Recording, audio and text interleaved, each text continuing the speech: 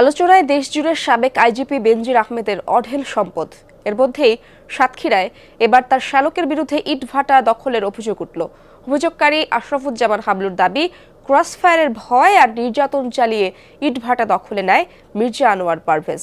ভয়ে এতদিন মুখ খুলতে সাহস পাননি তিনি, যদিও সব অভিযোগ অস্বীকার করেছেন পারভেজ। চোখে জল, মনে ভয়, আতঙ্ক। চলতে চলতে কিছুটা স্বাভাবিক হওয়ার চেষ্টা। জানতে চাই সাবেক পুলিশ প্রধান বেনজির আহমেদের স্বজনের হাতে কিভাবে নির্যাতিত তিনি।